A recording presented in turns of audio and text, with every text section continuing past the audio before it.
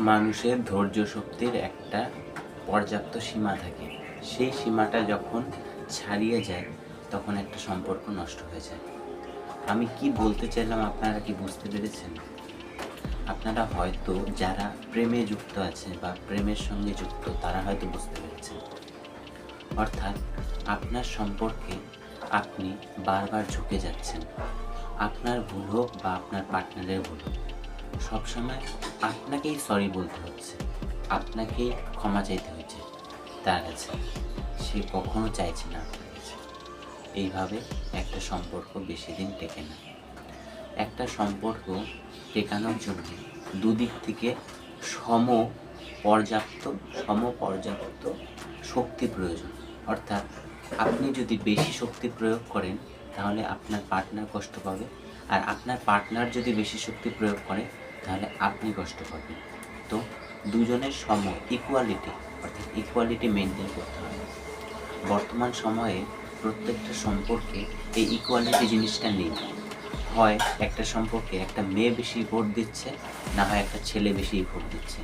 যখন মেয়েরা বেশি এফোর্ট দেয় তখন ছেলেরা খারাপ থাকে, মানে অতটা এফোর্ট দেয় না। আর যখন ছেলেরা বেশি এফোর্ট দেয় মেয়েরা দেয় না। আর যেই সম্পর্কে দুজনেই এফোর্ট দেয় সমানভাবে সেই সম্পর্কগুলোই সাকসেস হয়। তো আজকের এই ভিডিওতে আলোচনা করব, যদি সবসময় আপনাকে আপনার সম্পর্কে ঝুঁকে যেতে হয়, অর্থাৎ আপনার সম্পর্কে সবসময় আপনাকে সরি বলতে হয়, তাহলে সেই সম্পর্কটা কি বেশি দিন টিকবে, নাকি একটা সময় গিয়ে সেই সম্পর্কটা ভেঙে যাবে? দেখুন, সব কিছুরই একটা সহ্যের সীমা থাকে। সেই সহ্যের সীমাটা যখন মানুষ ছাড়িয়ে ফেলে তখন একটা সম্পর্ক আর টেকে না। তো আপনার যে সম্পর্ক আছে, আপনার সম্পর্কে আপনি প্রচণ্ড লয়াল আছেন। লয়াল থাকার পরেও আপনার ছোট্ট একটা ভুল হচ্ছে বা ছোট্ট একটা কিছু হচ্ছে, আপনার পার্টনার আপনার সঙ্গে বিনা কারণে ঝগড়া করছে, কোনো কারণ ছাড়া ঝগড়া করছে, সে আপনার কাছে সরি বলছে। আপনার দোষ নেই, তার দোষ, তারপরেও সে আপনাকে সরি বলছে না, আপনার তাকে সরি বলতে হচ্ছে। তখন কি একটা সম্পর্ক বেশি দিন টিকবে? আপনি নিজেকে প্রশ্ন করুন, সেটা কি বেশি দিন টিকবে? আর একটা কথা মনে রাখবেন, পৃথিবীতে মানুষ হচ্ছে অভ্যাসের দাস। মানুষকে যা অভ্যাস করানো হবে সেটাই অভ্যাস হবে। আজকে আপনাকে যদি অভ্যাস করানো হয় প্রতিনিয়ত যে আপনাকে সরি বলতে হবে,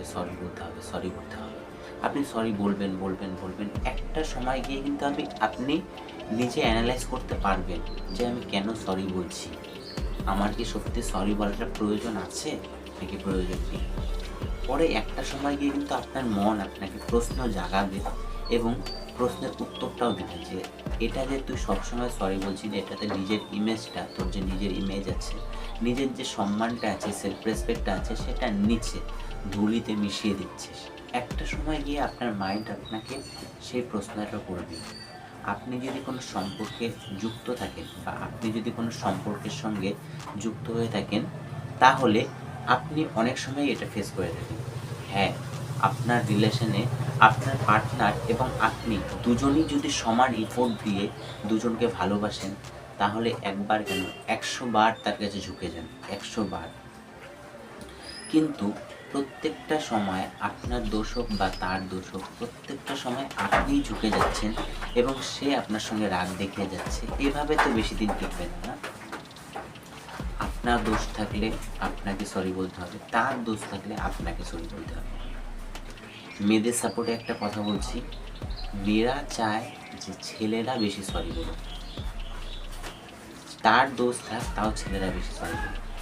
কিন্তু আমি এরপরে আর একটা সত্যি কথা বলছি যে একটা ছেলে অনেকক্ষণ শেষ পর্যন্ত একটা সম্পর্ক টিকিয়ে রাখতে চায়।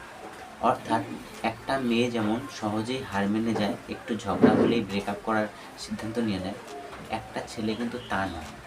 একটা ছেলে শেষ পর্যন্ত দেখে একটা রিলেশনশিপ, সে সম্পূর্ণ দিয়ে, তার যে 100% দিয়ে সে সেই সম্পর্কটাকে ধরে রাখতে চায়, সব সময় ধরে রাখতে চায়। কিন্তু তারপরেও যখন তার কথা মতো কিছুই হচ্ছে না, তার সম্মান হানি হচ্ছে, তারপরেও সে টিকিয়ে রাখতে চাবে। একটা সময় গিয়ে সে হার মেনে নেবে। আর যেদিন সে হার মানবে সেদিন কিন্তু আপনি খুব বেশি পস্তাবেন।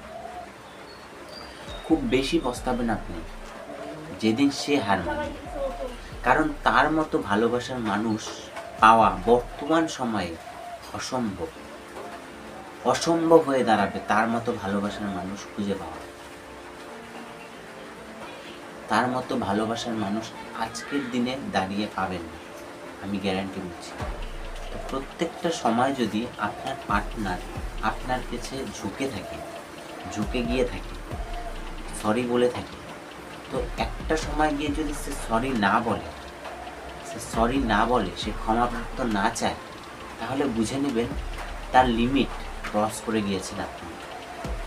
তার যে সহ্যের সীমা আছে সেটা ক্রস করে গিয়েছেন আপনি। তার যে সম্মান হানি হয়েছে আজ, তার জন্য সে সরি বলছেন। তখন যদি আপনি জেদ ধরে বসে থাকেন, তাহলে আপনার সম্পর্কটা দীর্ঘস্থায়ী হবে না, সেখানেই ভেঙে যাবে আপনার সম্পর্কটা।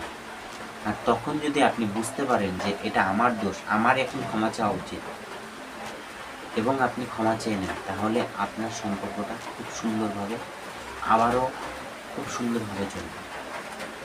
মাঝে মধ্যে ক্ষমা চেতে হয়, মাঝে মধ্যে আপনার ভুল না থাকা সত্ত্বেও আপনাকে ক্ষমা চেতে হবে, যদি আপনি সম্পর্কটা টেকাতে চান। কিন্তু সবসময় যদি আপনার দোষ না থাকা সত্ত্বেও আপনি সরি বলে যাচ্ছেন, আপনি ক্ষমা চেয়ে যাচ্ছেন, তাহলে ওখান থেকে বিরতি নিয়ে নিন।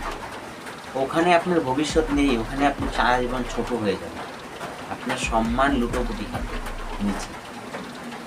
আপনার সম্মান আজকেই গেইন করুন, কালকে না হোক পরশু না হোক তারপরের দিন না হোক এক সপ্তাহ পরে না হোক 2 সপ্তাহ পরে। আপনার পার্টনার যদি লয়াল হয়ে থাকে আপনার প্রতি, আপনাকে যদি একদিন হলেও ভালোবেসে থাকে, অবশ্যই সে ফিরে আসবে, যদি আপনি আপনার সম্মান ধরে রাখতে পারেন। এটা খুব ডিফিকাল্ট কাজ, যে নিজের সম্মান হানি না করে তার কাছে ফিরে যাওয়া। আমি জানি আপনার খুব কষ্ট হবে তার সঙ্গে কথা বলে না থাকা, তার সঙ্গে কথা না বলে থাকা, কিন্তু আপনাকে নিজের সম্মান বাঁচানোর জন্য অথবা আপনার সম্পর্কটা সুন্দর করে তোলার জন্য, দীর্ঘস্থায়ী করে তোলার জন্য আপনাকে মানতে হবে কথাগুলো। তো যেখানে আপনার সম্মান নেই, যেখানে সবসময় আপনি সরি বলে যাচ্ছেন তার ভুল থাকা সত্ত্বেও, সেখান থেকে কিছুদিনের জন্য বিরতি নিন, কিছুদিনের জন্য। তো আশা করি ভিডিওটা ভালো লেগেছে। ভিডিওটা ভালো লাগলে অবশ্যই লাইক করবেন, এবং এরকমই ইনফরমেটিভ ভিডিও পাওয়ার জন্য অবশ্যই চ্যানেলটা সাবস্ক্রাইব করবেন।